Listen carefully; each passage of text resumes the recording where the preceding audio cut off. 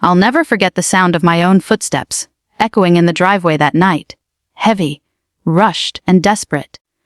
My heart was racing faster than my legs could carry me. I could see the faint glow of light coming from inside my house, the home I had built with every ounce of love, sweat, and sacrifice. But that night, it didn't feel like home anymore. It felt like something evil had taken root inside it. I had just gotten a call from a neighbor saying there were movers outside, taking my furniture out. My first instinct was disbelief. Who could possibly be moving things out of my house when I hadn't sold it, rented it, or authorized anyone to touch a single thing? I didn't even bother grabbing a coat. I jumped in my car and drove like a madman. But as I pulled up and got out, I froze when I heard the voice I least expected. My son-in-law's voice, yelling, "Stop!"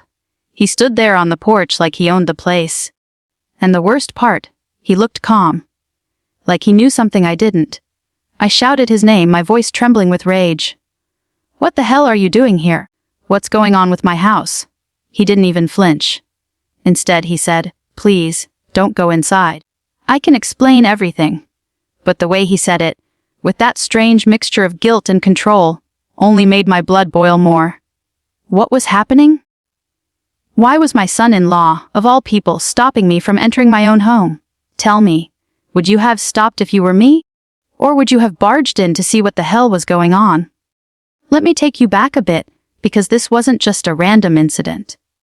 This story, my story, started years ago, with my daughter, Anna, and the man she fell in love with, Daniel.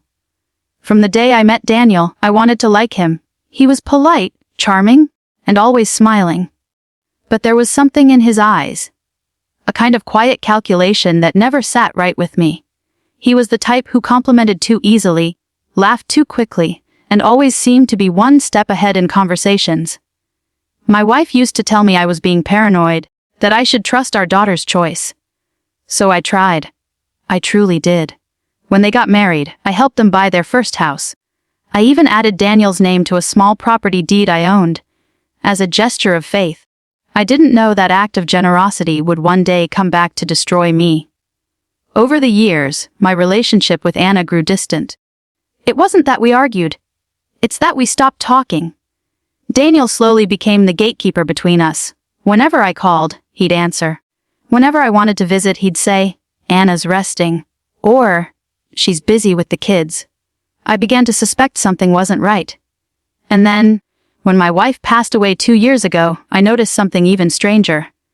Daniel was almost too helpful. He was always around, sorting paperwork, managing my accounts, offering to help with finances. I thought he was just being supportive. I was broken, lonely, and tired, so I trusted him.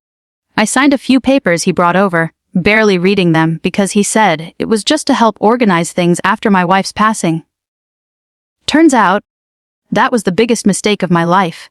Months went by, and I started receiving strange letters. Bank statements I didn't recognize. Property tax notifications that didn't match my records. When I asked Daniel about it, he'd brush it off, saying, "Oh, that's just a clerical error. I'll handle it."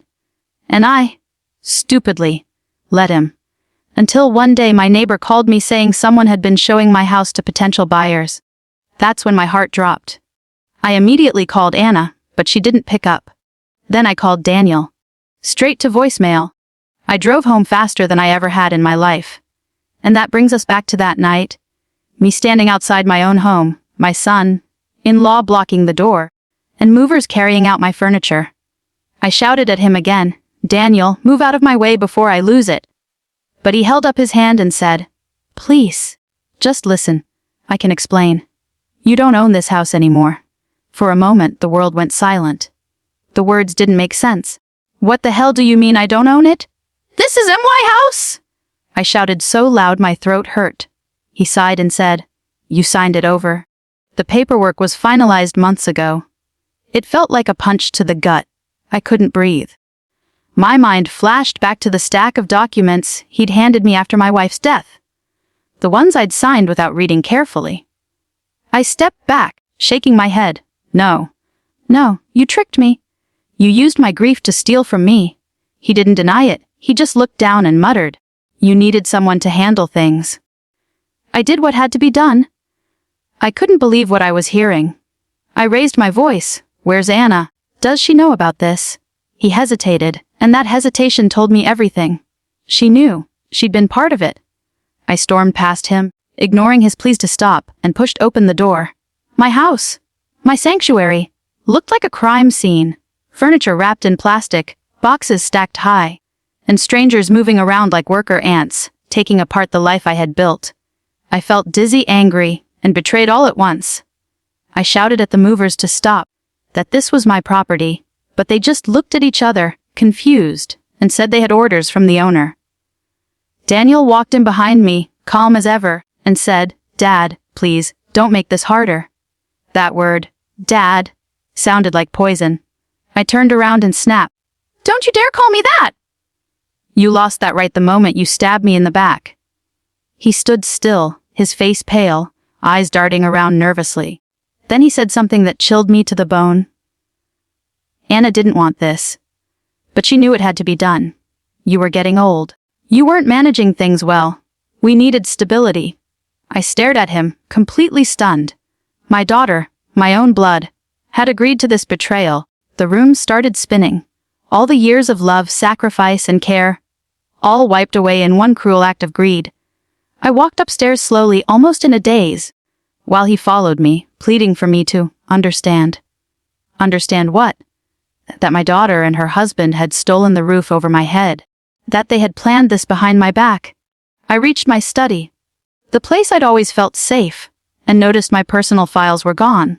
My laptop, my documents, even my old family photo albums, missing. That's when it hit me. This wasn't just theft, it was erasure. They were wiping me out of my own life. So that's the situation I was in. Standing in the ruins of my home, realizing my own family had betrayed me. Tell me, what would you have done if you were in my shoes? Would you have fought back right then and there, or walked away to plan your revenge? Because at that moment, I was torn between rage and heartbreak, and I had no idea what to do next. But I wasn't going to give up, not after everything I'd worked for. The next morning, I went straight to my lawyer, an old friend I'd trusted for years. I told him everything. He went through the documents Daniel had filed, and his face turned grim. "They played you," he said quietly. "He used power of attorney papers you signed to transfer ownership of your house into a joint trust, with your daughter and himself as trustees. Then, 2 months ago, he had it moved into his name entirely. It's technically legal, but morally rotten." I felt sick. I wanted to scream, but my lawyer wasn't done. "There might still be a way," he said. "If we can prove coercion or fraud, we can fight this." So, we did, for weeks. We gathered every piece of evidence we could. Old texts, voicemails, bank statements, witness statements from neighbors who saw Daniel coming in with documents when I was mentally exhausted after my wife's death. It was a slow, painful process.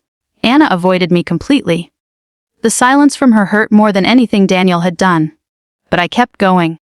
I wasn't just fighting for a house. I was fighting for the truth. When the court date finally arrived, I saw them sitting together, my daughter and her husband, whispering like a team. I almost didn't recognize her. She looked cold, detached, like a stranger. When Daniel took the stand, he acted like a victim. He said I had dementia, that I was unstable, and that he'd only taken over the property to protect family assets. My blood boiled. But when it was my turn, I told the truth. I spoke about how he manipulated my trust, how he used my grief, and how my daughter stood by while it happened. I could see her eyes watering, but she never looked at me. After hours of testimony and evidence, the judge finally delivered the verdict. He said there was enough proof of undue influence and emotional manipulation.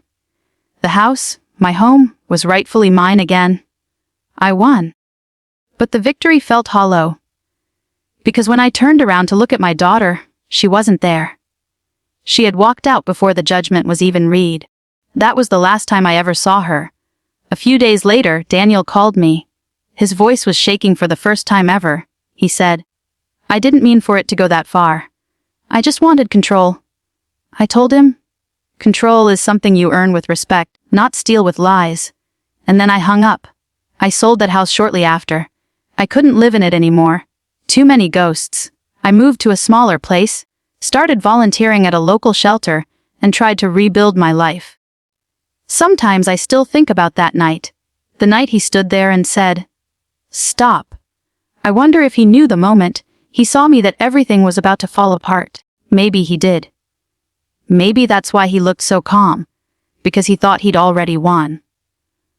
But what he didn't realize was that even when you lose everything, truth still has a way of fighting back. I don't know if Anna ever regrets what she did. She never called, never wrote. Sometimes I see photos of her kids, my grandkids, online. They're growing fast. I wish I could be part of their lives.